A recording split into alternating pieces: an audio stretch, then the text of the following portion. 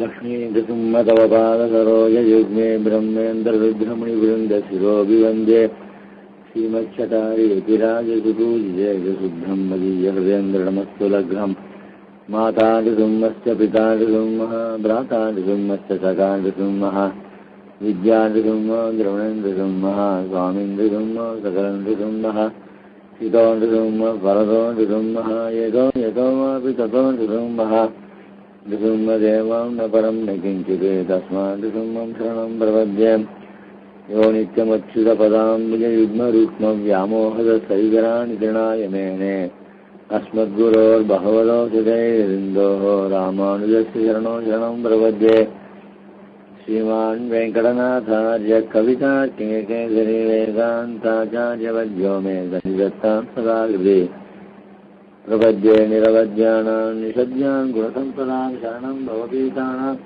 शतकोपमुनीश्वरम् श्रीरङ्गेश यतीन्द्रा करुणया हतोस्यादिप्रेषितं ख्यातस्तेन विभिन्नकारिगमने पादाम्बुजेन्द्रं दां दीक्षादिदयादिविश्वगुणैः वाङ्गं गुडाकेश श्रीमद्रङ्गचकारियोनिवचनं श्रेयोनिविंशं श्रीमत्श्रीरङ्गवृद्धीश्वरकर्विगुणा संयमेन्द्रेण यस्तात्मानं विदुन्ने नरहरिचरविद्योगिनेतुप्रसादात् प्राज्ञश्रीरङ्गकार्यफलं विधिपते भ्रान्तलक्ष्मीतिसंवास्थानं सेवे यतेन्द्रं सर्वणीवीररज्जैक्षतारिं श्रीरङ्गनाथशतकोपेतेन्द्रदृष्टं लक्ष्मीतिसंहरवित्करुणैकपात्रम् श्रीरङ्गवीरपुराशरोपभुज्यं वेदान्तदेशीयतीन्द्रमहं प्रपद्ये सम्प्राप्त अध्यात्मशास्त्रं नरहरिचरयुद्रङ्गदेकार्याभ्यां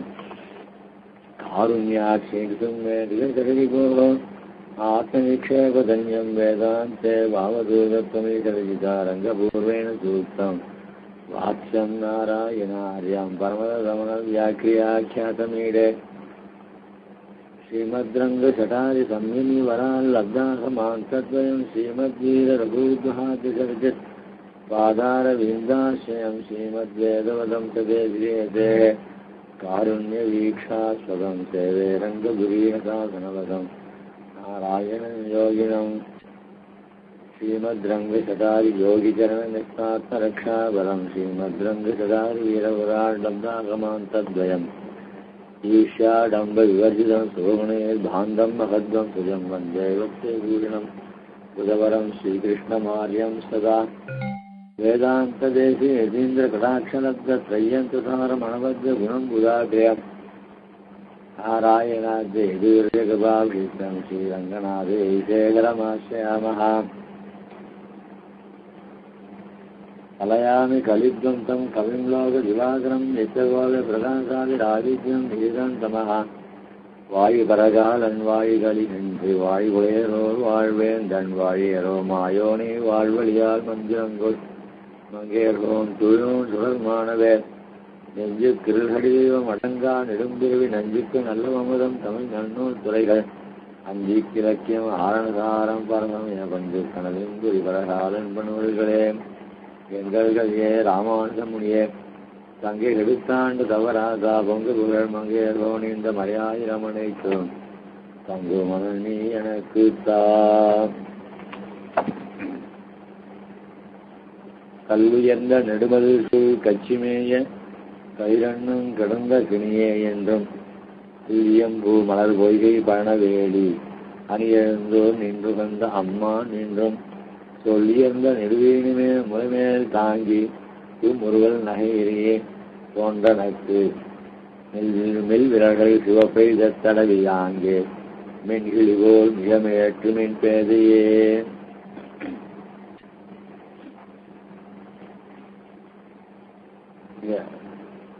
பரகால நாயகனுடைய அத்தியந்த உன்னதமான கதை, அதாவது எம்பெருமான் விஷயத்துல ரொம்ப காதல் உற்றவளாய் தன்னுடைய மனோபாவத்தை எல்லாம் வெளிப்படுத்துகிறாள். மூர்ச்சித்து கிடக்கிறாள். சில சமயத்தில் அவன் ஞாபகம் வந்துருச்சுன்னா தண்ணியும் மீறி சில செய்கைகள்லாம் செய்கிறார்.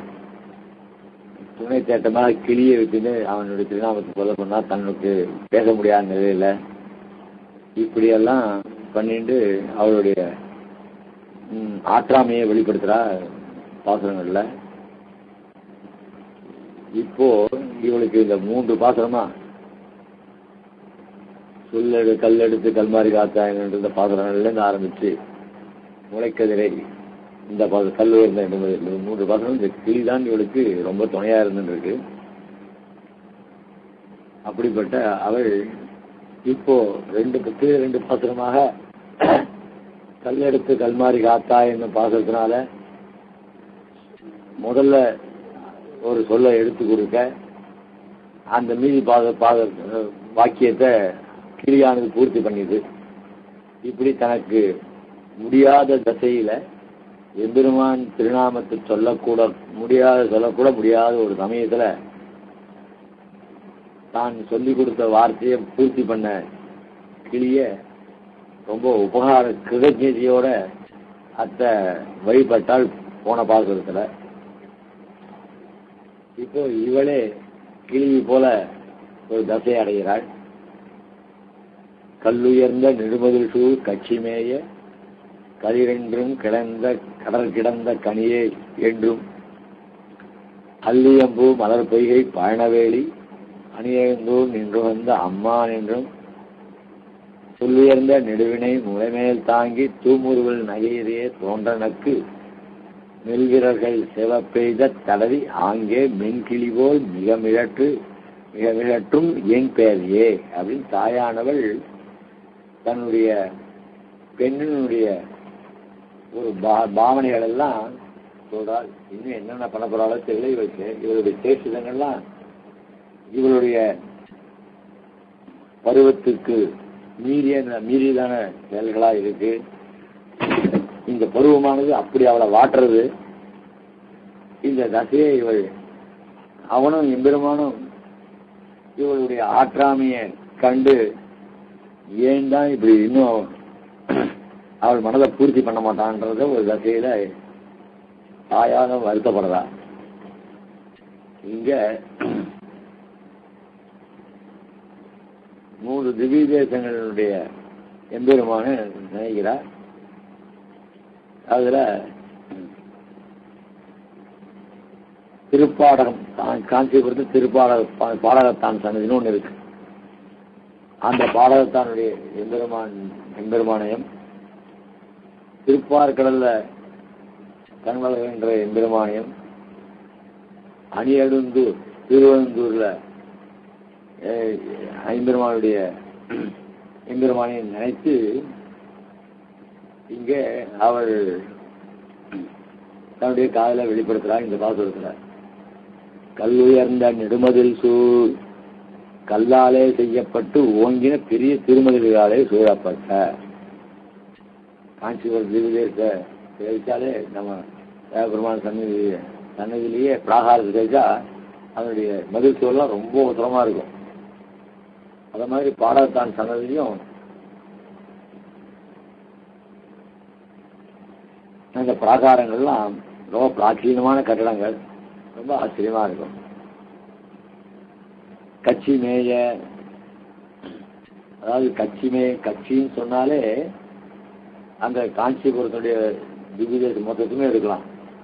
இருந்தாலும் இங்க பாடகங்கள் கட்சி மேய நெடுவெட்டு கட்சி மேய, அந்த மேயன்றதுனால என்னன்னாக்கா எழுந்திருக்கக்கூடிய இடத்துக்கு மேயன்னா அதுல எழுந்திருக்கக்கூடிய எம்பெருமான் அங்கு வந்தடைந்த எம்பெருமான் கட்சி மேய.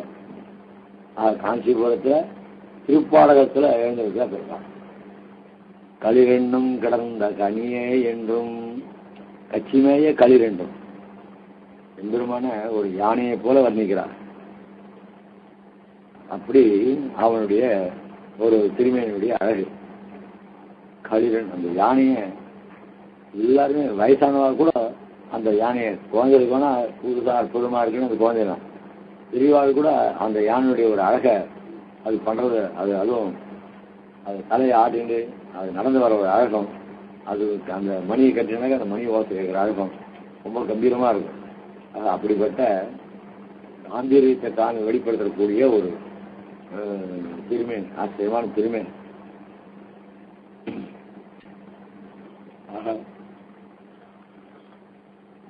கடல் கடல் கடல் கிடந்த கனியே என்றும், இங்க திருப்பார் கடல்ல பெருமாள் பயணிச்சுன்னு இருக்க, செவ்வுள் பெருமலைன்னு சொல்ற மாதிரி இங்க கடல் கிடந்த கனியே என்றும் அல்லி அம்பு மலர் பொய்கை பாணவேலி அணி அழுந்தூர் நின்றுகந்த அம்மான் என்னும். ஏற்கனவே முதல்ல பாசத்துல ஆரம்பிக்கிட்டேயே அழுந்தூரை பத்தி தான் சாய்கிறார். இந்த பாசனம் ஆரம்பிக்கிட்டே திவ்ய தேசத்துக்கு வந்துருக்கா. அப்படிதான் பாசனங்கள்லாம் அமைஞ்சிருக்கு. ஆக அப்படி அணியந்தூர் எம்பெருமான் தேவை தராதனால இவருடைய இது அது அந்த எம்பெருமான் விஷயத்துல அவள் அவ்வளவு ஈடுபாடு உடையவளாக இருக்கா. அதை திருப்பி இந்த பாசுரத்துல அந்த அணியந்தூருடைய பாசுரத்தை இங்க சாய்கிறார். அதை திவ்ய சொல்லும்போது அல்லியம்பூ மலர் பொய்கை பழனவேல், அது ஷெய்ப்பை சொல்றான் இந்த பாசுரம். இதுக்கு சொல்லச்சே கல்லியர்ந்த நெடுமொழிசூ கட்சின்னு சொன்னான். இதுல அல்லியம்பூ மலர் பொய்கை பழனவேல், அந்த பூக்கள்லாம் சில பூக்கள்லாம் வசந்த காலத்துல மட்டும்தான் பூக்கும். ஆனா இங்க அழுந்தூர் திருவழுந்தூர் திவ்ய தேசத்துல எல்லா காலத்திலையும் அந்த புஷ்பங்கள் போயிருக்கும்.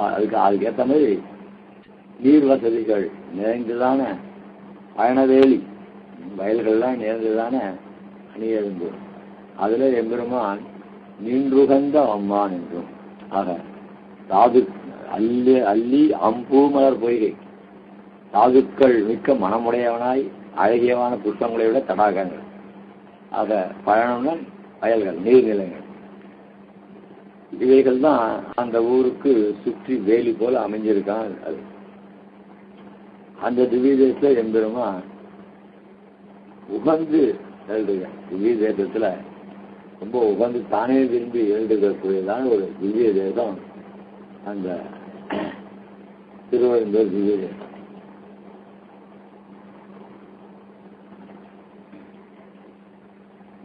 அதுக்கப்புறம் அம்மான் என்றும் இப்படி 3 விதமான எம்பெருமான விളിக்கிறார். அம்மான்னா சுவாமி, சொல் உயர்ந்த நாதம் நிற்கிருப்பதாய் நெடு இசை நீண்டிருப்பதான வீணையை முளைமேல் தாங்கி தனங்கள் மீது தாங்கிக் கொண்டு தூமுறுவல் தூய புன் சிரிப்பாலே நகை பல்வரிசை இறையே தோன்ற சில்லே விளங்கும்படியாக நக்கு சிரித்து நெல் வீரர்கள், அதாவது மெல்லிய விரல்கள் சிவப்பெய்த சிவக்கும்படியாக தடவி, அந்த வீணையை தடவி ஆங்கே அதற்கு மேலே என் பேதை என் பெண்ணானவள் மென்கிளி போல் கிளிப்பிள்ளை போல நிகழ்மையற்றும் பலவாறு ஏற்றுகின்றாள்னு பல பதார்த்தம். இந்த பெண்ணானவள் தன்னுடைய, அதாவது பர்த்தா தூரதேசத்துல போயிருந்தா அந்த மனைவியானவள் எப்படி தன்னுடைய ஆற்றாமையை வெளிப்படுத்துவான்னா அந்த போட்டோவையே பார்த்துட்டு உட்கார்ந்துருப்பா. சில சமயம் அவனுடைய சில வஸ்திரங்களை பார்த்தோன்னாக்க இந்த வஸ்திரங்கள் பார்த்தா அவனுடைய ஞாபகம் வரும். இப்படியெல்லாம் சில வஸ்துக்களை பார்த்தா அவன் தன் பக்கத்திலே இருக்கா மாதிரிலாம் தோணும். அத மாதிரி இந்த பரகால நாயகிக்கு இந்த வீணையானது இந்த இசைக்கருவிகளிலேயே வீணை வயலின் கூட இருக்கு. ஆனா வயலினோட வீணையினுடைய காம்பீரியம் ரொம்ப ஜாஸ்தி. அதுல இருந்து வர ஓசை இருக்க அது இன்னும் ரொம்ப ஆச்சரியமா இருக்கும். அந்த வீணையினுடைய நரம்புகளை அந்த கை விரல்களால மேற்று அதை வாசிக்கிறதும் ஒரு அழகு. ஆக அந்த வீணையானது தன் மடியிலே தாங்கி மார்பிலே அணைத்து கையால அந்த மேற்ற பாவனை இருக்கோ இல்லையோ, இவைகள்லாம் இவளுக்கு எம்பெருமான ஒரு வீணையை போல பாவிச்சுண்டு பல சேஷ்டிதங்களை பண்றாங்க. சொல்லுயர்ந்த நெடுவீணை முளைமேல் தாங்கி, அதனால சொல்லுயர்ந்த அதுல அந்த வீணை வாத்தியத்துல அற்புதமான விஷயங்கள்லாம் அடங்கியிருக்கு. அப்ப தொட்டாலே போறோம், டக்குனு இதுனா அது ஆச்சரியமான ஓசை வரும். சொல் உயர்ந்த, அதனால அதுல இருக்கிற அந்த நரம்பு, சாதாரண நரம்பு, அந்த நரம்பை அதை பார்த்தா வீணை ஒரு வாத்தியம். அதை மீட்க தெரிஞ்சோ மீட்டு விட்டான்னாக்க அதுல இருந்து வர சப்தங்கள் இருக்கு, வாக்கியங்கள் ரொம்ப ஆச்சரியமா இருக்கு. ஆக அப்படிப்பட்ட அந்த வீணையை தன்னுடைய மார்பகத்தை தாங்கி கொண்டு தூமுறுவல், அவளுக்கு பல சந்தோஷங்கள் ஏற்படுறது. தூமுறுவல் நகையிலேயே அந்த சில பேர் இந்த பக்க வாத்தியங்கள்லாம் பிரதானமாக பாடுறவா இருக்காள் இல்லையோ, அந்த பாடுறவா இருக்குது இந்த பக்க வாத்தியங்களை பார்த்து பக்கவாத்தியக்காரெல்லாம் பார்த்து கொஞ்சம் சிரிப்பா, அப்பதான் அவளையும் உற்சாகம் பண்ற மாதிரி இருக்கும். அந்த மாதிரி இவள் தன்னுடைய பல்வரிசையை காமிச்சுண்டு நகைச்சுண்டு அந்த தன்னுடைய பாவங்கள்லாம் வெளியேப்படுறா. அதுவும் இல்லாத எம்பெருமானுடைய திருவடிகளை இந்த ஸ்ரீ பூமிநிலாதேவி அவ வருடச்சே அந்த அவ கையை ஏற்கனவே அவள் பிராட்டியினுடைய கையானது தாமரை புஷ்பம் போடுறது. அவ ரெண்டு பேரும் எம்பெருமானுடைய திருவடி பிடிச்சா அந்த கை இன்னும் சிவந்து விடுவான். அந்த திருவடி அந்த திருக்கைகளானது இப்போ எம்பெருமானுடைய திருவடியை ஞாபகப்படுத்தக்கூடியதான ஒரு தசையை அந்த வீணையில அவ கை ஸ்பர்சம் இருக்கும் இல்லையோ, அதனால அந்த மீட்கும் பொழுது அந்த கையானது அவ்வளவு செவந்து போயிடுறதான். ஆக அந்த எம்பெருமானுடைய திருவடியை பிடிக்கிற மாதிரி அவளுக்கு ஒரு பாவம் ஏற்படுறது. அப்படிப்பட்ட அந்த மெல்லி விலகினால சிவப்பு அடைய மேலும் அவள் கிளியினுடைய குறை எவ்வளவு இனிமையா இருக்குமோ அந்த மாதிரி இவளும் தானும் அந்த வாய்க்குள்ளேயே தானும் பாடிட்டு காலத்தை கழிக்கிறான். அதுக்கு அவதாரியாக சாய்க்கிற கீழ் பாட்டுல, அதாவது முளைக்கதிரைன்ற பாட்டுல அதுக்கு முன்னாடி கல்லெடுத்து கல்மாரி ஆத்துன்ற பாசத்துல சொல்லெடுத்து சொல்ல கேட்டு அவன் திருநாமங்களை அவர் இந்த கிளிமொழிய வாயினால கேட்டு ஆஸ்வஸ்தையாய் அதன் பக்கலிலே உபகார ஸ்மிருதியும் கொண்டாடினாளாய் நின்றது. அதனால 2 பாசனங்கள்ல அந்த திருநாமங்களை அந்த கிளீன் வாயினால கேட்டு தனக்கு ஒரு ஸ்திதியை நல்ல ஸ்திதியை உண்டாக்கின, அதாவது சோர்ந்து போயிட்டு இருக்கிற தசையில இவளுக்கு இன்னும் இந்த தரிக்கக்கூடிய ஒரு தன்மையை உண்டாக்கி கொடுத்த கிளிக்கு தன்னுடைய உபகாரத்தை தெரிவிக்கின்றார் கீழ்பாத்திரத்துல. இந்த பாத்திரத்துல அத்தசை போய் இந்த கிளி இவளுக்கு இவ்வளவு உபகாரம் பண்ணிருக்கு. இல்லைன்னா அவள் அதுக்கு முன்னாடி ரொம்ப மூர்ச்சையா கிடந்தா. இப்போ எழுந்து பேசும்படியான ஸ்திதிக்கு அவளுக்கு கொஞ்சம் உண்ணும் தோறும் பருகும் நீரும் தின்னும் விட்டலான்ற ஸ்திதியில எம்பெருமான் திருநாமத்தை சொல்லி சொல்லி சொல்லி சொல்லி இவளை கொஞ்சம் எழுந்து உட்காரும்படியா பண்ணியிருக்கு இந்த கிளி. அத்தசை போய், அத்தசைன்னு அவள் வாயால கூட சொல்ல முடியல, அந்த மாதிரி தசை போய் தன் வாயாலே திருநாமத்தை சொல்லி அது தன்னை வீணையிலே இட்டு குணிக்கிறாள். பேச முடியாம இருக்குது. இந்த கிளி பண்ண உபாரத்தான் இப்ப பேசினா, இப்ப பேசினது மட்டும் இல்ல, சரி ஏதோ ஒரு வாத்தியத்தை கொண்டு கானம் பண்ணுவோமே அப்படின்னு அந்த வீணையை எடுத்து வச்சுக்கிற அளவுக்கு அவளுக்கு திரும்ப வந்திருக்குன்னா அந்த கிளி எவ்வளவு உபகாரம் பண்ணி இருக்கு. ஆக அது தன்னை வீணையிலே ஏறிட்டு நுணுக்கினாள்னா அதை வாசிக்க ஆரம்பிச்சாள்னு அர்த்தம்.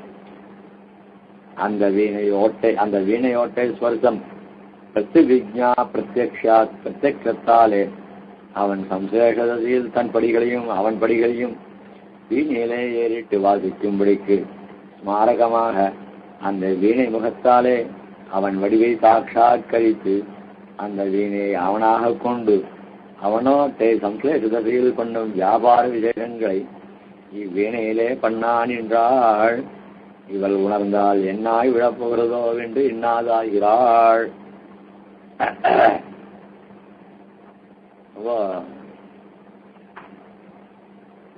உன்னதமான நிலை.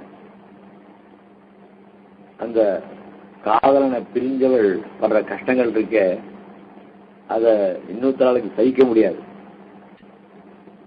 அந்த மாதிரி எம்பெருமானுடைய சோர்ந்து கிடந்தவளுக்கு இப்போ இந்த தசை வந்திருக்கு.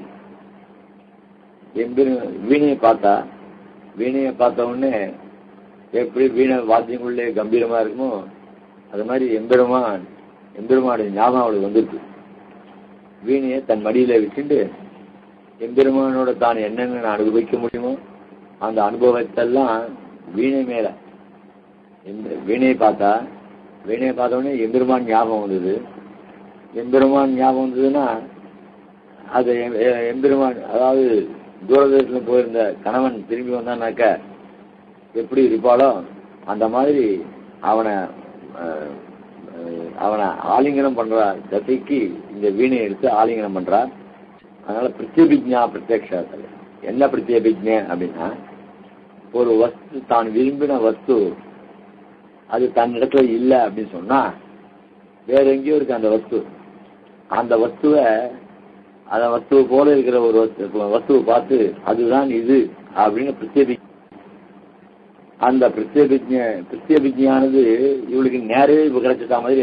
வீணையை பார்த்த உடனே எம்பெருமான் தோற்றம் தெரிஞ்சு எம்பெருமான் தான் இவன் அப்படின்னு சொல்லி என்ன பண்ணா அதுக்கு மேல கணவன் கிட்ட என்னென்ன அவளுக்கு சுவாதந்திரியம் உண்டோ அந்த சுவாதந்திரியத்தெல்லாம் இவள் ஏறிட்டு கொண்டாள் அதுல. அதனால வீணையில தன்படிகளையும் தன்னுடைய தசையும் அவன் இருந்தால் அவன் எப்படி தன்னிடத்துல இருப்பான்ற தசையும் கொண்டு எல்லாத்தையும் அதை ஏறிட்டு கொண்டு அதை ஸ்மாரகம் அதே நினைச்சு கொண்டு அவன் வடிவை சாட்சாத் வீணை முகத்தாலே அவன் வடிவை சாட்சாத்கரித்து அந்த வீணை அவனாக கொண்டு அவனே எம்பெருமான் அவனையே கொண்டு அவன் ஓட்டை சம்ஸ்லேஷத்தை சீல் பண்ணுவான். அவனோட கூட அவன் ஓட்டைன்னா அவனோட கூட சம்ஸ்லேஷ தசையில தேர்ந்தெடுத்த தசையில என்னென்ன வியாபாரங்கள் பண்ணுவாலும் அதையெல்லாம் இந்த வீணையிலே பண்ணினாள். இத பார்த்தா தாயார் என்னடா இது, அவன் இதோட மூர்ச்சா இருந்தாலே தேவலை போட்டிருக்கேன், திருப்பி எழுந்து ஆசக்தியை உண்டு பண்ணிட்டு திருப்பி எழுந்து இப்படிலாம் பண்ண ஆரம்பிச்சாலே இது எங்கதான் போய் முடிய போறதோ அப்படின்னு இன்னும் இவளுக்கு இன்னும் உணர்வு ஜாஸ்தியா வந்துச்சுன்னா என்ன ஆகும் இவள் அப்படின்னு ரொம்ப வருத்தப்படுகிறாள். இதுல வியாக்கியானமானது கல்லுயர்ந்த இத்தியாதி திருநாமந்தான் ஆபத்சகமாயும் உஜீவன ஹேதுவாயும் போகிமாயிரை இருப்பது.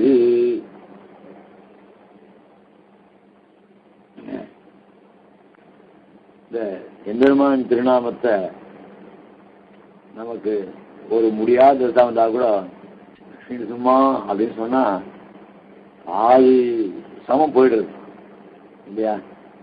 அது ஐசிங்கர் அடிக்கடி சாய்வர் நிஜமாட்ட ஐசிங்கர் அந்த சும்மா அப்படின்னு அந்த ஐசிங்கருடைய குரலே ரொம்ப அழகு. அந்த குரல்ல ஐசிங்கர் எம்பெருமான் திருநாமங்களை சாய்ச்சா ரொம்ப கேட்கறதுக்கு, அதுவும் மாலை வேலையில அனுஷ்டானத்துக்கு எழுந்துச்சு அதாவது சயனத்திலேருந்து எழுந்திருக்கும்போது எம்பெருமான் திருநாமங்களை சொல்லணும்னு ஆன்மீகத்தில் வீசிருக்கு. அது பிரகாரம் ஐசிங்க எனக்கு ரொம்ப ஆச்சரியமா இருக்கும் அப்படின்னு ஐசிங்க சாய்ச்சாகும். அதனால அந்த மாதிரி குருகுல வாசம் பண்ணி அந்த குருகுலத்துல கூடவே தனதிலே இருந்து ஐசிங்கர்களுடைய ஒரு வைபவத்தை தெரிஞ்சுட்டு ஐசிங்கர் அந்த ஐசிங்கர் மூலியமா நியூமரேஷன் நம்ம இப்ப நினைக்கிறோம். அப்படி அதே மாதிரி ஐசிங்கரும் தன்னுடைய சும்மா லட்சுமி சும்மா அப்படின்னு சாய்த்தாகும். அப்படி அந்த மகான்களுடைய ஒரு அந்த பெருமாள் திருநாமத்தை சொன்னாலே ஆபத்சகமாய், ஆபத்து காலத்துல இருக்கும் மனசுல என்னதான் கஷ்டங்கள் இருந்தால் கூட அந்த பெருமாளுக்கு வரவா அப்படின்னாக்கா வரலான்னு சொல்லச்சேயே அப்படி இருக்கும். அது அவளுடைய திருநாமத்தை உள்ளத்துல திருவுள்ளத்துல என்னென்ன பெருமாள் அவளுக்கு குலப பிராப்தமா இருக்கோ அந்த பெருமாள் திருநாமம் தானே வரும். அதனால மறந்து நமக்கு நிறுவனம் தவிர வேறு ஒன்றும் வரமாட்டேங்குது. லட்சுமி சும்மா தான் தோன்றுது. ஆனால் எல்லா பெருமாளுடைய வைபவம் ஒரே மாதிரி தான். ஆபத்தகமாயும் உஜ்ஜீவன கேதுவாயும் நாம ஜீவிச்சுட்டு இருக்குமே, இந்த இவ்வளவு நாள் ஜீவிச்சுட்டு இருக்குமே, நிச்சயம் அவனுடைய சந்தியாவந்தனாதிகள் திருவாராதனம், அவனுக்கு சமர்ப்பிக்கப்பட்ட அன்னத்தை நம்ம பூஜிக்கிறது, அது வைசுதயம் பண்ணி அன்னத்தை பூஜிக்கிறது, இதெல்லாம் ஒன்று எம்பெருமான் சம்பந்தம் இல்லாத நமக்கு எதுவுமே கிடையாது. அப்படிப்பட்ட எம்பெருமான் சம்பந்தத்துடைய வஸ்துக்களை நாம அனுபவிக்கிறதுனால நமக்கு பல சௌக்கியங்கள் ஏற்படுது. அதனால எம்பெருமான் திருநாமமானது நமக்கு ஆபத்தகமாயும் அதே சமயத்துல உஜ்ஜீவன கேட்டு நாம் ஜீவிக்கிறதே அவனுடைய திருநாமம் தான். உஜ்ஜீவன கேட்டாயும் போக்கியமாயும் இருப்பதே நமக்கு. இவைகள்லாம் ஏதோ வியாபாரம் இருக்கும்போது ஒரு ஒரு யந்திரம் போல ஏதோ சந்தியாவந்தனாதிகளா, சரி இது பண்ண வேண்டிய காரியம், சரி பிரம்மயஜமா சரி பண்ண வேண்டிய காரியம், அடுத்தது மாத்தியானம் திருவாராதனம் தொடர்ச்சியா போயிட்டே இருக்கும். அப்புறம் வைசுதேவம், அப்புறம் ஆகாரம் சாப்பிட்டு கூட பிராணாபுத்தி எல்லாம் பண்றோமோ இல்லையோ, அப்பவும் எம்பெருமான் சம்பந்தம் தான். சாப்பிட்ட பிற்பாடு திருப்பி கைகாலெல்லாம் நல்லா சோதிச்சுண்டு திருப்பி சன்னதிக்கு வந்து பெருமாள் சன்னதிக்கு வந்து ஒரு உத்திரி தான் தீர்த்தம் சீக்கிரிக்கணும். சாப்பிட்ட பிற்பாடு நல்லா ஆகாரம்லாம் பண்ணின பிற்பாடு கைகாலெல்லாம் அலம்பி திருப்பி பெருமாள் சன்னதிக்கு வந்து ஒரு உத்திரணி தீர்த்தம் எடுத்துட்டு அதுக்கப்புறம் சந்தனம் இருந்தால் சந்தனத்தை பூசிக்கலாம். சந்தனத்தை பூசிட்டு அதுக்கப்புறம் உட்காந்து ஒரு 10 ஆவர்த்தி அஷ்டாட்சர ஜபம் பண்ணிட்டு இது மட்டும் பெருமாள் இது நினைச்சுட்டே இருப்போம். அதுக்கப்புறம் கொஞ்சம் படுத்துக்கலாமா அப்படின்னு படுத்துட்டு அந்த எம்பெருமானுடைய ஒரு பாகவதம் இது ஸ்ரீமத் ராமாயணம் இப்படி எல்லாம் நினைச்சுட்டே தூங்கிடு. அது போக்கியமா இருக்கும். மூழ்கிண்டு நாம பண்ற காரியங்கள்லாம் செயின் போல வரும், வந்துட்டே இருக்கும். அதனால அது வந்து ஒரு மிஷின் மாதிரி போயிடும். ஆனா நம்ம போதனைகள்லாம் ஆகி, அதாவது ஆபீஸ் போறவளை பத்தி இப்ப பேசல, இங்க மிஞ்சானத்துல கொஞ்சம் விஸ்ரமிச்சுண்டு அதுக்கப்புறம் ஸ்ரீமத் ராமாயணாதிகள் மகாபாரதாதிகள் சேவிக்கிறதுன்னு சில பேர் எடுத்துட்டு இல்லையோ. அதனால அந்த தசையிலையும் எம்பெருமாள் திருநாமங்களை நினைச்சு அது ரொம்ப போக்கியமா இருக்கும். போக்கியமா இருக்கிறது சந்தியாவந்தத்தை கூட பெருமாள் நினைச்சுட்டு இருக்கோம், போக்கியமா இருக்குன்னு சொல்லலாம். ஆனா இந்த பசுவானது மாடானது இந்த செக்கு மாடு இருக்கே, அது புனையெல்லாம் அடிக்கிற மாடு, அந்த சமயத்துல ஆகாரத்தை டக்குன்னு எடுத்துடுறோம். அதுக்கப்புறம் அவகாசம் கிடைக்கிட்டே அதை நன்னா மென்னு சாப்பிடும் போல அது போடும்போது அந்த மாதிரி நாமும் நமக்கு கொஞ்சம் விசிராந்தி கிடைக்கிற சமயத்துல எம்பெருமான் திருநாமங்கள்லாம் இருக்கா, அது ரொம்ப போக்கியமா இருக்கும். ஆக நாம் உஜ்ஜீவனத்துக்கும் ஆபத் சமயத்துல வருவதற்கும் போக்கியமா இருப்பதற்கும் எம்பெருமான் திருநாமங்கள் அவ்வளவு இதுவா இருக்கு. அவை இரண்டும் கீழே சொல்லி போக்கியமான திருநாமங்களை இங்கே சொல்லுகிறாள். அதனால கீழே ரெண்டு பாசுரத்திலையும் எம்பெருமான் ஆபத் சகன்றதையும் அவன் நமக்கு உஜ்ஜீவனை கேத்துன்றதையும் சொன்னான். அதனால்தானே இப்ப உஜ்ஜீவனை எழுந்து உட்கார்ந்தா. ஆபத்தகான பெருமாள் திருநாமத்தை சொல்ல உடனே அவளுக்கு இப்ப எழுந்து உட்கார்ற அளவுக்கு உஜ்ஜீவனத்துக்கு வந்திருக்கோ இல்லையோ. இப்போ போக்கியமா பெருமாள் அனுபவிக்கிறான். இப்ப போக்கியத்தையே அனுபவிக்கிறான். அந்த போக்கியத்துக்கு இந்த 3 திவ்யதேச எம்பெருமானுடைய பெருமாளை நினைச்சு அனுபவிக்கிறார். அவை இரண்டும் எது? அவை இரண்டும் அந்த ஆபத்தகமாயும் உஜ்ஜீவன ஹேதுவாயும் இருக்க 2 இருக்கும் இல்லையா, அது கீழ்பாசத்தை சொல்லி அனுபவித்தார் பிரகால நாயகி.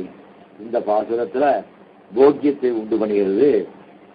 என்ன, இவள் நினைச்சிட்டு எங்க வீணைய எம்பெருமான் நினைச்சுண்டு அனுபவிக்கிறாளோ இல்லையோ, அது போக்கியம் தானே. அந்த போக்கிய தசையை இங்க சொல்றான்.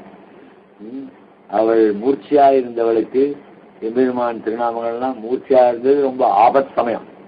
அந்த ஆபத் சமயத்துக்கு கிளி வந்து அந்த திருநாமங்களை சொல்லி அவள் ஆபத்தை கொஞ்சம் குறைச்சுது.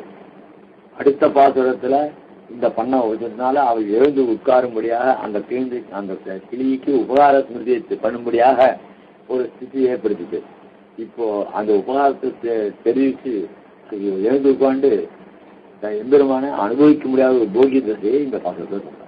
இது ரொம்ப ஆச்சரியமான வியாக்கியானம். இந்த மாதிரி வியாக்கியானம் அமையணும்னா எவ்வளவு பக்தி இருக்கணும், ஞானம் இருக்கணும், பக்தி இருக்கணும். அத நமக்காக எவ்வளவு உபகாரம் பண்ண திருப்பி திருப்பி எம்பெருமானுடைய விசேஷத்தை பொறுக்க முடியாத பாசுரங்கள்னு அப்படி மேலே கொண்டு போயிடலாம். ஆனா ஒவ்வொரு பாசுரத்துக்கும் எவ்வளவு அர்த்தங்கள் சாதிச்சாரு, எத்தனை பிரமாணங்கள், அத்தனை பிரமாணங்களும் ஸ்ரீமத் ராமாயணத்திலிருந்து சாதிக்கிறார். பெரியவாச்சாண்டுல ஸ்ரீமத் ராமாயணத்துல ரொம்ப ஈடுபாடு ஜாஸ்தி. அப்படிப்பட்ட இங்க திருநாமத்தை அனுப்பிடுறார். கல்லித்யாதி உள்ளு நிற்கிற ஆணையுடைய சாகியதை எல்லாம் மதிலே தோற்றுகிறபடி, அதாவது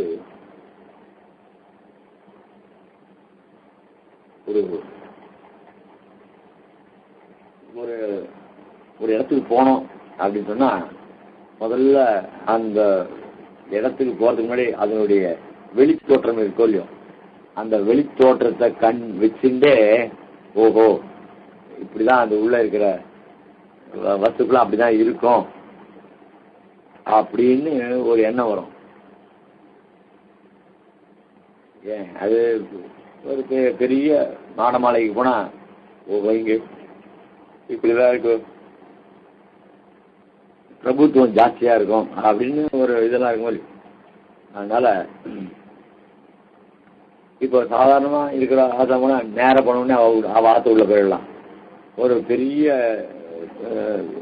தனமானம் இல்லை பெரிய நல்ல வசதியா இருக்கலாம்னாக்கா அவளை டக்குன்னு தேவை கிடைக்காது. முதல்ல வாட்ச்மேன் இருப்பான், அதுக்கப்புறம் ஒரு ரிசப்ஷன் ஹால் மாதிரி இருக்கும்.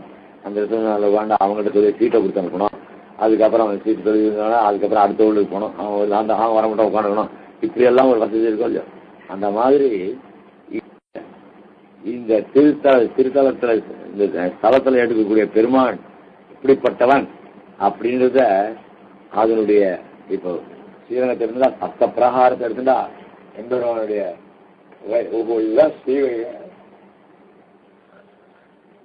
ஸ்ரீவைகுண்டத்துக்கு அடுத்ததாக இது பூலோக வைகுண்டம் அப்படின்னு சொல்லும்படியான தோற்றத்தை உண்டு பண்ணதும் இல்லையோ. அதுக்கப்புறம் அங்கேயே அங்க எப்படி பரமத்தில் எழுதிருக்காரா பெருமாள், அதே மாதிரி அங்க எழுதிருக்கார்.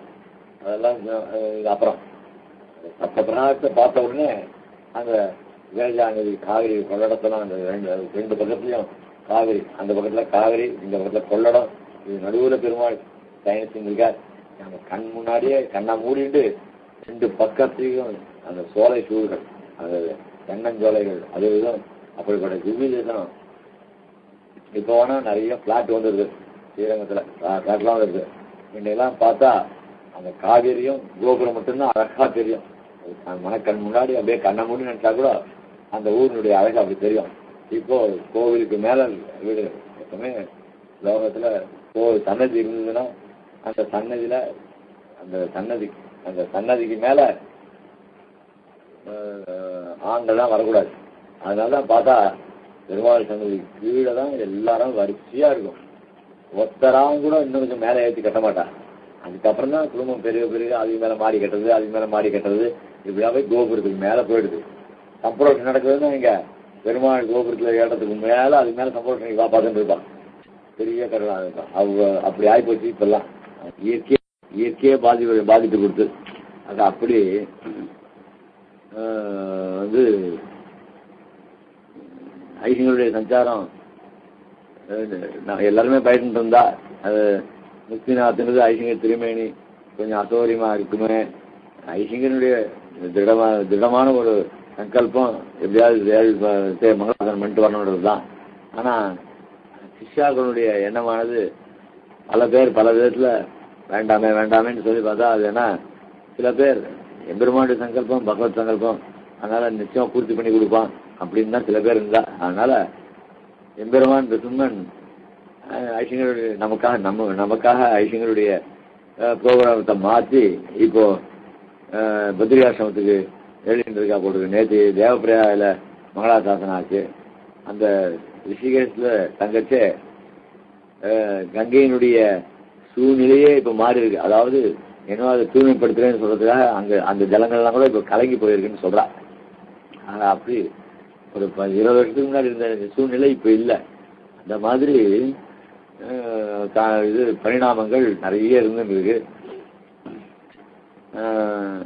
அதனால இந்த நெடுமதில் அந்த ஊருடைய எம்பெருமான் உள்ள இருக்கிற எம்பெருமானை சேவிக்கிறதுக்கு அவன் எப்படிப்பட்டவன்னு தெரியறதுக்கு இந்த மதில் சுவர் காமிச்சு கொடுக்கலாம். அந்த மதில் எவ்வளவு பாதுகாப்பா இருக்கு. அந்த மதில் சுவரை தாண்டி ஒத்தனாலும் உள்ள வர முடியாது. அப்படிப்பட்ட தனக்கு மதில் சுவரை அமைச்சிருந்த பெருமாள் அப்படின்னா இவ்வளவு பாதுகாப்பா அவனுக்கு எதுக்கு அப்படின்னா அவன் அப்படி நம்மளால நம்ம ரட்சிக்கப்பட வேண்டியவன் இல்லை.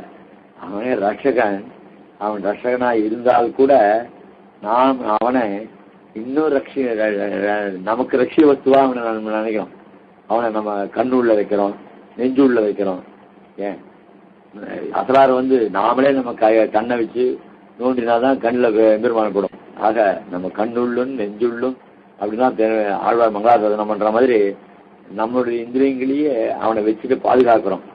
அந்த மாதிரி துஷ்கிருதர்கள் வெளியில் இருக்கிறவா வெளியில் இருக்கிறனால எத்தனை ஏற்பட்ட ரங்கநாதனுக்கே ஆபத்து வந்துருச்சு அந்த கலாப காலத்துல. அதனால அவன் அவ்வளவு பெரிய மதில் சுவர் அவனுக்கு வேணுமான்னா வேணும். ஏன்னா அவன் அச்சாவதாரத்தில் எழுதிருக்கிறத நாம் அனுபவிக்கணும்.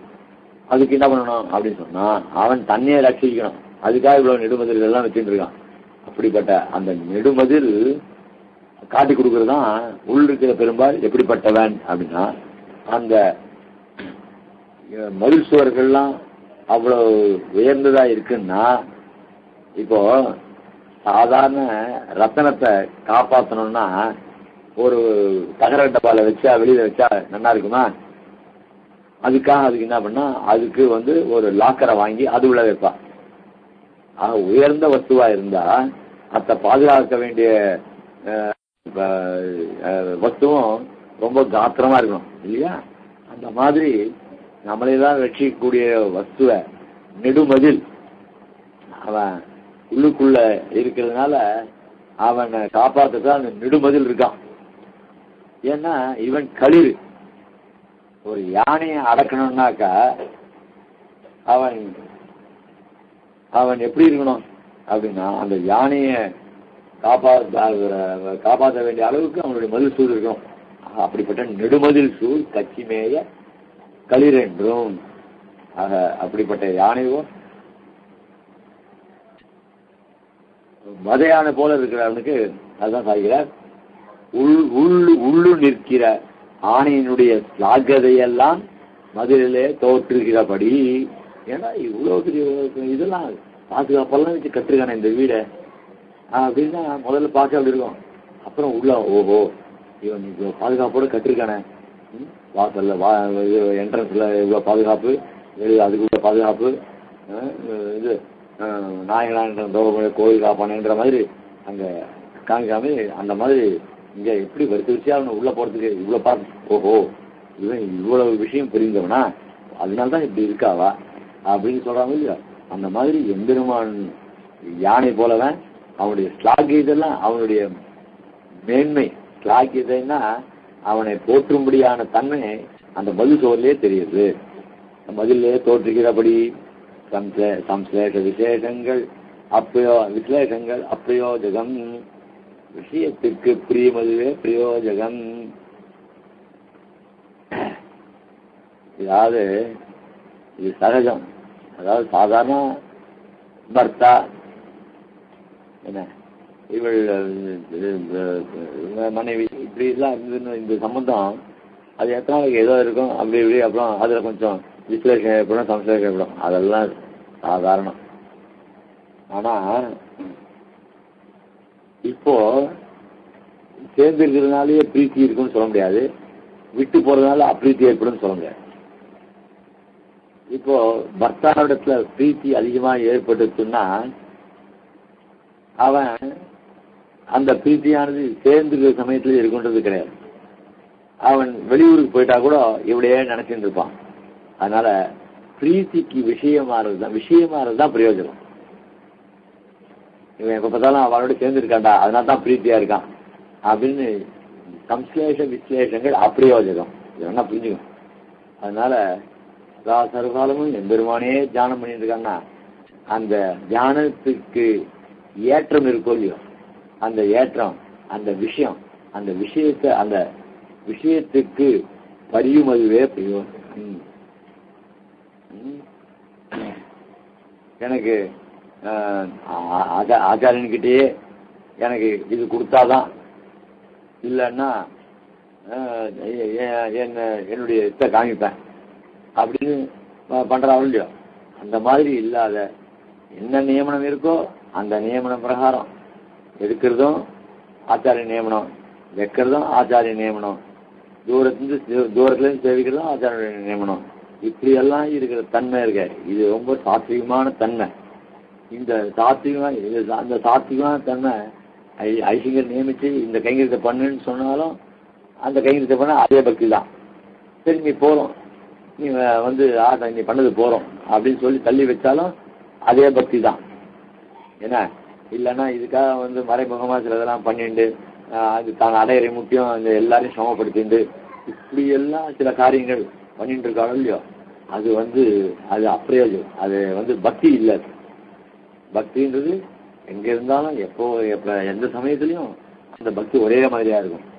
விஷயத்துக்கு பரியுமதுவே பிரயோஜனம். ரொம்ப ஆச்சரியமானது. சம்ஸ்லேஷ விசேஷங்கள் அப்பிரயோஜகம் ரொம்ப நம்ம பிரத்யட்சமா அனுபவிச்ச விஷயம்தான். அதனால ரொம்ப ரொம்ப பிரீத்தியோட அனுகிரகம் பண்ணி பக்கத்திலேயே வச்சுண்டு அப்படி எல்லாம் பண்றதும் சரி. அதுக்கப்புறம் சிஷ்யனுடைய சுபாவத்தினால சில காரியங்கள் இருக்கிற சரி விலகி வைக்கிறதும், அந்த சமயத்துல எனக்கு ஆச்சாரியனே கிடையாது அப்படின்ற சொல்ற தன்மையெல்லாம் சரியில்லை. அதனால இதெல்லாம் அப்பிரயோஜகம். இதுல பிரயோஜனம்னா ஆச்சாரியன் பண்றதுதான் நமக்கு எந்த விதமான அனுகிரகம் பண்ணிட்டோம், நமக்கு அதுதான் முக்கியம். அப்படின்னா விஷயத்துக்கு பரியுமதுவே பிரயோஜனம். ஒன்னு வார்த்தைகளும் நமக்கு அனுபவத்துல ஏற்படுறது. இதை நாம அனுபவத்துல கொண்டு வர ரொம்ப ரொம்ப ரொம்ப ரொம்ப கஷ்டம். ரொம்ப கஷ்டம். வாயால இதெல்லாம் சொல்லிட்டு போலாமே தவிர ரொம்ப கஷ்டம். அதனால சாத்விக தன்மையானது இயற்கையாக வரக்கூடியது. என்னதான் பணங்கள் இருந்தால் கூட சரி, என்னதான் ஒரு ஸ்டேட்டஸ் இருந்தால் கூட நமக்கு அந்த ஆச்சாரிய விஷயத்துல வரும்போது நமக்கு ஏற்படுற ஒரு பரிவு இருக்கே, அந்த பரிவு தான் நமக்கு மனுஷனாகக்கூடியது. ஆக விஷயத்துக்கு பரியுமதுவே பிரயோஜகம். இதெல்லாம் அப்படியே இந்த வார்த்தைகள்லாம் நம்ம மனசுல அப்படியே இருக்கணும். சேஷவஸ்துக்கு அனுவிருத்தாகாரம் சேஷியை அதிசயிப்பிக்கும் இதுவே சேஷவஸ்து. எது சேஷவஸ்து அப்படின்னா சேஷிக்கு அடங்கினதெல்லாம் சேஷவஸ்து. அதனால சேஷியான ஆச்சாரியனுக்கு மேல நாம் ஒரு படியும் நினைக்கிறோமே, அது எவ்வளவு துராகங்காரம் அது. அதனால அதாவது ஆச்சாரியர்கள் நம்ம மேல்படியா நினைச்சுட்டு பண்ற காரியங்கள்லாம் ஆச்சாரியனுக்கு சந்தோஷத்தை உண்டு பண்ணாது. அந்த ஆச்சாரியனுக்கு சமத்தை தான் உண்டு பண்ணும். ஆனால் அந்த சேஷிக்கு அடங்க வேண்டிய சேஷத்தினுடைய தன்மை இருக்க, அது பண்ற கைங்கரியம் இருக்க, அதனால ஏற்படக்கூடிய சந்தோஷம் இருக்கு. அதான் சேஷவஸ்துவுக்கு அனுவிருத்தாகாரம். இந்த சேஷவஸ்துக்கு என்ன வேலை அப்படின்னா, சதா சர்வ காலமும் அவ ஆச்சாரனை பத்தியோ எம்பெருமானை பத்தியோ நினைச்சு அதுக்காக ஏற்படுற காரியங்கள் அனுவிருத்தாகாரம் தொடர்ந்து பண்ணிட்டு இருக்க காரியங்கள் இருக்க, அதுதான் சேஷியை அதிசயிப்பிக்குமே. சேஷியன்னா எஜமானன். அதனால அவரை அதிசயிப்பிக்கிறதுனா சந்தோஷப்படுத்துறது. அந்த சந்தோஷப்படுத்துறது தான் சேஷியினுடைய காரியம். கல்லாலே செய்யப்பட்டு திரிகுலருக்கு துஷ்பிராபமான ஓக்கத்தை உடையதாய் ஆணைக்கு ஸ்வைர சஞ்சாரம் பண்ணலாம்படியான விஸ்தாரத்தை முடிந்ததான மதிலங்கை. அதனால இந்த வஸ்து இப்ப எம்பெருமான் ஒரு கல்லால பண்ணப்பட்ட வஸ்து. இந்த கல்லால பண்ணப்பட்ட வஸ்துவுக்கு கல்லாலேயே அமைக்கிற மதில் சுவர்கள் பார்த்தா கல்லு, இதுக்கு இவ்வளவு ரட்சணம் தேவையா அப்படின்னா, அதுல இந்த சம்பரோக்ஷணாதிகள் பண்ணி அந்த வேத மந்திரங்களால எம்பெருமான் பஞ்சோபனிஷன் மந்திரங்களால அந்த பிம்பத்துல எம்பெருமானுடைய ஸ்வயம் திருமை, அதாவது சத்து திருமை அதுல ஏற்றி வச்சு அதுல ஏற்பட லோகக்ஷேமங்கள், எவ்வளவு லோகக்ஷேமங்கள். நம்ம ஒரு நிமிஷம் கண்ண முடியாது, சாதாரண கல் சாதாரண விக்கிரகம் தானே அப்படின்னு நினைச்சு விட்டா அதுல பாதாளத்தை போயிடுவோம்.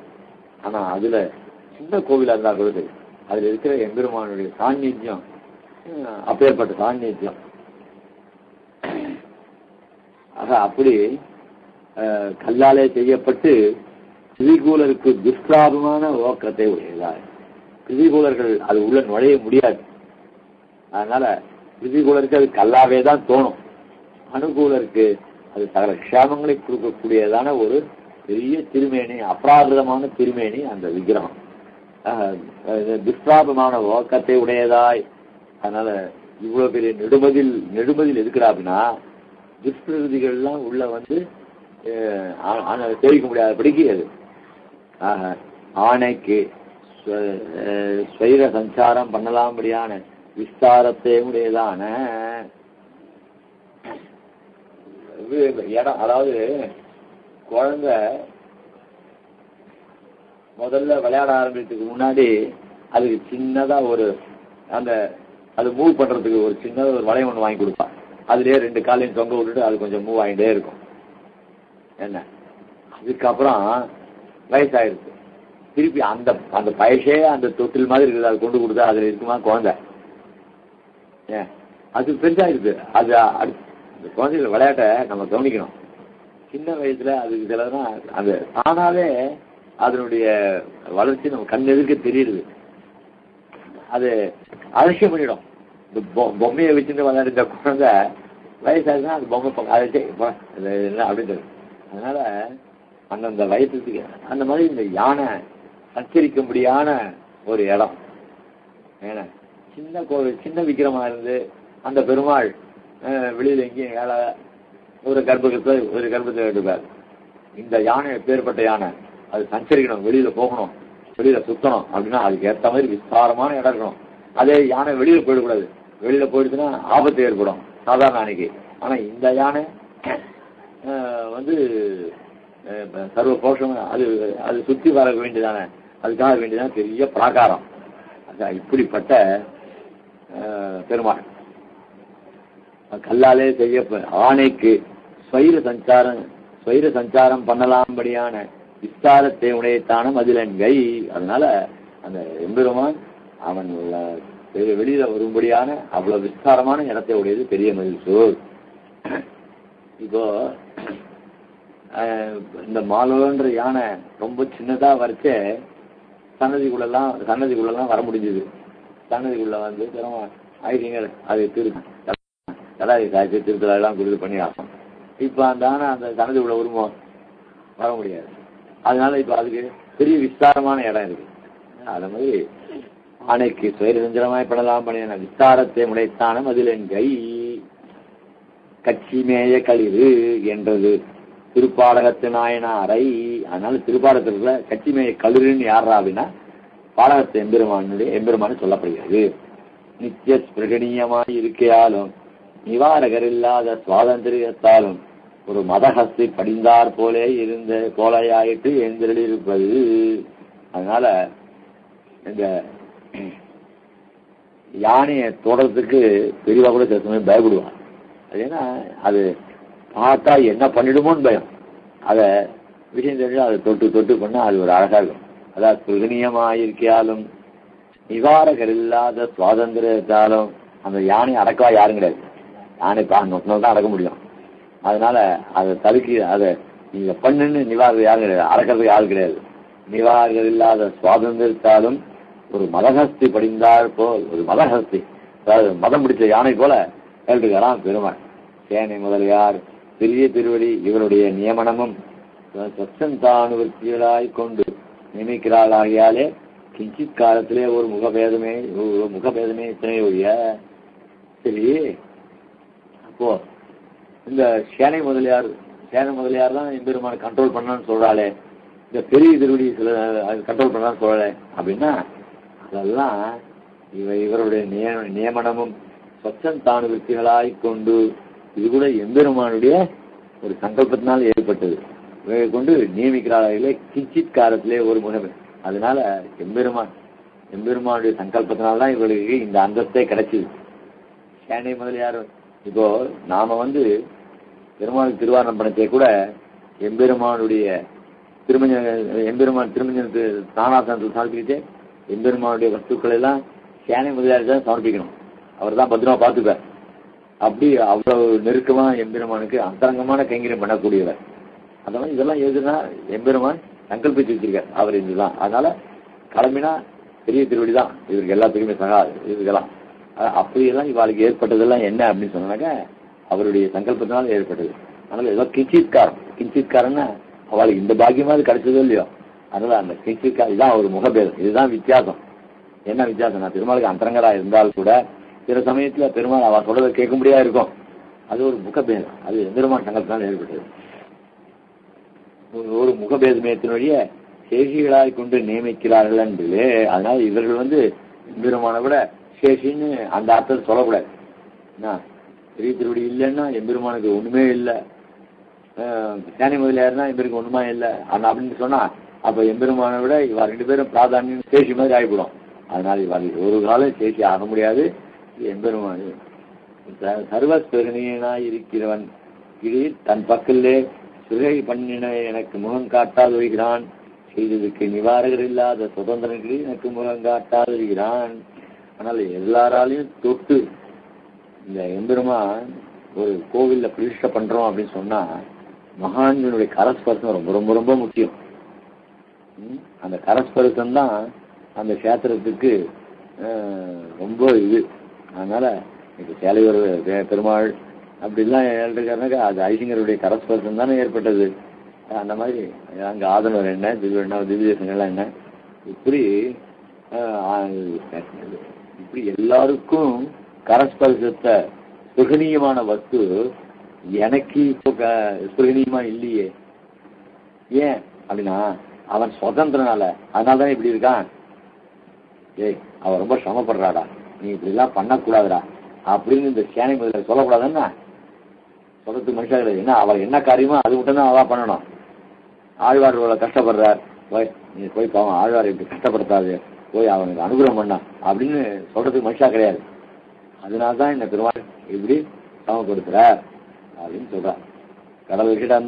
கடல் கிடந்த கனியே என்றும், கடல் கடந்த இல்ல கடல் கிடந்த சயனத்துல இவ்வானைப்பட்ட ஆகரத்தை சொல்லுகிறது. திரிகோளருக்கு துஷ்பாமான க்ஷீராத்தியிலே பக்குவலம் போல கண்வளர்ந்த நிறுத்திய போக்கிய பூதனே, கனியானது கண்ட போதே உரளாயிருக்கையும் புதிப்பாறை பெறாத போது தான் அழியும்படியுமாயிரே இருப்பது. அப்படியே தன்னை அனுபவிப்பார் சேட்டமாய் அவர்களை பெறாத போது தான் அழியும்படியாயிருக்கை. கோத்தாக்களை குறித்து அவசர பிரதீட்சனாய் இருக்கிறவன் எனக்கு முகம் காட்டாதொழிவதே. கோத்தாக்களை பெறாத முடியும்படியாய் இருக்கிறவன் எனக்கு முகம் காட்டாதொழிவதே. பெருமாளை கனியே என்று சொன்ன இந்த கனியானது ஒரு மரத்துல காயா இருந்து கனியா இருக்கு. அந்த கனி நல்லா கனிஞ்சு போச்சுன்னா அந்த கனியானது இவன் சாப்பிடணுமோ இல்லையோ, இவன் சாப்பிடறதுக்கு வேண்டிய பக்குவம் வந்துதான் அந்த பழத்தை சாப்பிடலன்னா அந்த பழம் அப்படியே வீணா போகும். அதுக்கு அனுபவிக்கக்கூடிய வஸ்து இல்லைன்னா அந்த வஸ்து என்ன ஆகுது, அழிஞ்சு போயிடுது. இப்ப பெருமாள் கனியேன்னு சொன்னார். கனின்னா அதை எல்லாரும் எழுந்து அனுபவிக்கலாம் அப்படிதானே இருக்கு. அந்த வஸ்துவை அனுபவிக்கலன்னா அந்த கனி என்ன ஆகும், அழிஞ்சு போடும் இல்லையா. அதான் அதனால இவ்வானைப்பட்ட ஆகரத்தை சொல்கிறது. திரிகூலருக்கு துஷ்பிராபண க்ஷீராத்வேலே பக்குவ பலம் போல கண் வளர்ந்துகிற போக்கிய பூதனே. க்ஷீராத்தியில ஸ்ரீராப்தியில அங்க நெடுமதில் கட்சின்னு சொன்னார். அங்கேயும் துஷ்பிரயோகம் போக முடியாது. ஸ்ரீராப்தியில யாரா போகணும், எல்லாரும் போக முடியுமா அப்படின்னா ஸ்ரீராப்திலையும் எல்லாரும் போக முடியாது. எம்பெருமானித்த பக்தியா உள்ளவர்கள் மட்டும்தான் போக முடியும். எம்பெருமானித்த பக்தியா இருக்க மட்டும்தான் பண்ண முடியும். அப்படிப்பட்ட பக்தி உள்ளவர்கள் தான் அங்க போய் சேவிக்க முடியும். ஆக அங்க ஸ்ரீராப்தியில பெருமாள் எப்படி எழுதிருக்காரு அப்படின்னா அந்த பக்குவ பலம், ஒரு கனியானது எவ்வளவு பக்குவம் அடைஞ்சிருக்கோ, சாப்பிட்றதுக்கு அனுபவிக்கக்கூடிய தன்மை அடைஞ்சிருக்கோ, அந்த மாதிரி தன்மை உடையவன். கனியானது கண்ட போது நிரதிச்ச போக்கிய போது அந்த கனி எப்படி படுதுன்னா அது அவ்வளவு இனிமையானது. கனியானது கண்ட போதே நுகரலாய் இருக்கையும் அந்த பழத்தை பார்த்தவொடனே ரொம்ப ஆச்சரியமா இருக்கே அப்படின்னு மூந்து பாப்பா. சரி நல்லா பழுத்திருக்கா அப்படின்னு புஜிப்பாரே பெறாத போது, அதை அனுபவிக்கிறதுக்கு ஆள் இல்லாத போது தானே அழியும்படி மாதிரி இருப்பது. அதனால தானே அழிஞ்சுவிடும்.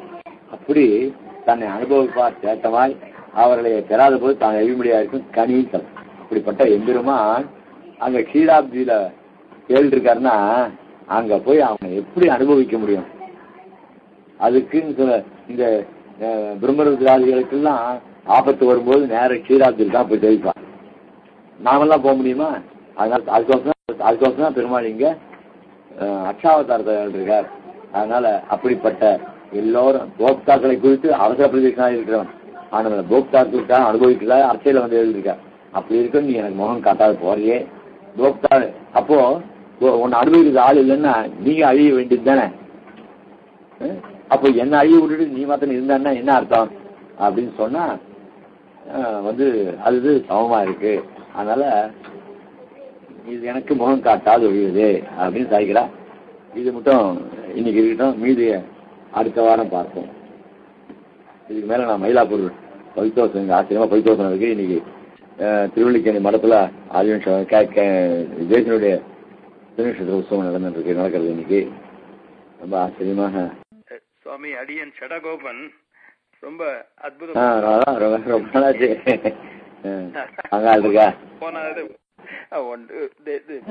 ஆச்சாரியன் அனுகிரகத்துல எல்லா சௌகரியம் அனுகூலம். இன்னைக்கு ரொம்ப அதி அற்புதமா அந்த அவதாரிகையினுடைய உன்னதத்தை அனுபவிக்க முடிஞ்சது.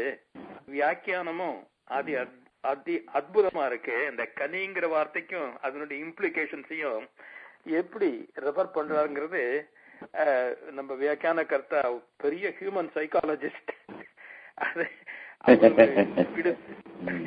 ஒவ்வொரு வார்த்தையும் இந்த நுணுக்கு கைங்கிறதுல அது அதிகமா நம்ம கேட்கறதே கிடையாது. இந்த வார்த்தையெல்லாம் அது எல்லாத்துக்கும் எடுத்து விளக்கினா புரியுறது, அப்படி இல்லாட்டா விட்டு போயிடும்.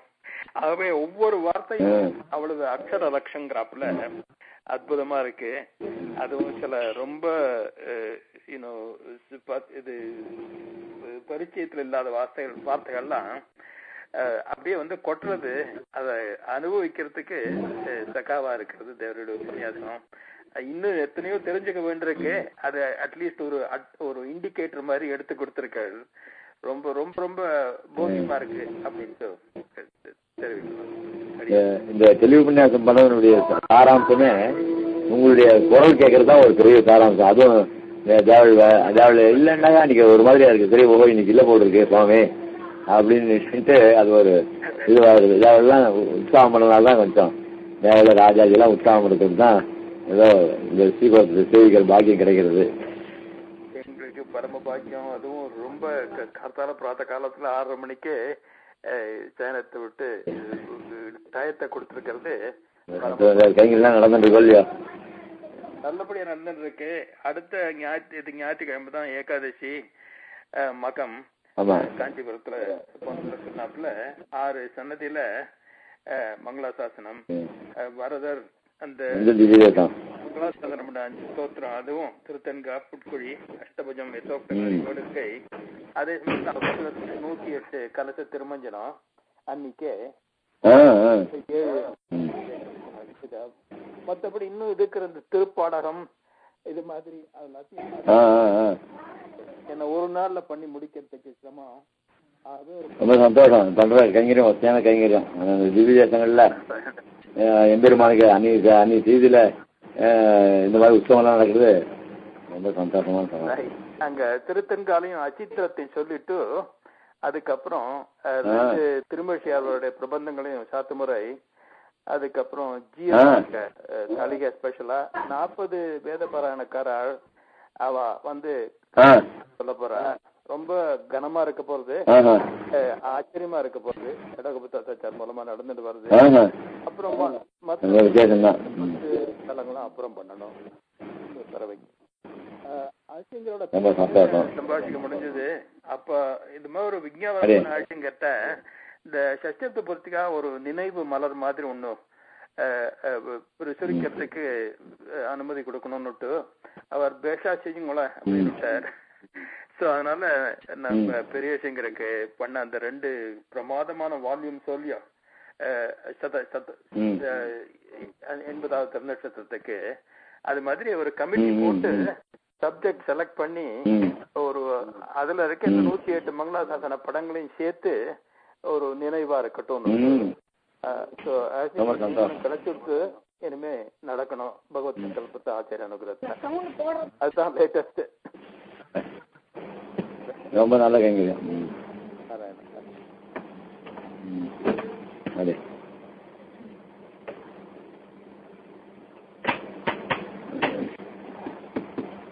श्रीमद्रंग सदार सम्यवरा लब्धाहमां तद्वयम् श्रीमद्वीर रघुद्वहाद सवेत्तागारविन्दाश्यम् श्रीमद्वेदोदं सुदेशीयते कारुण्य वीक्षास्पदं जयवे रंगधुरीन शासनवतं नारायण योगिनं वेदान्तदेशी यतीन्द्र कटाक्षलब्धत्रय्यन्तसारमनवद्य गुणम्बुदाग्र्यं नारायणादेविर्गुभाभियुक्तं श्रीरङ्गनाथेशेखरमाश्रयामः। श्रीमते श्रीलक्ष्मीनृसिंहदिव्यपादुकासेवा श्रीमन्षडोपश्रीनारायणचन्द्रमहादेशिकाय नमः। श्रीमते श्रीमन्षडोपश्रीरङ्गनाथ यतीन्द्र महादेशिकाय नमः।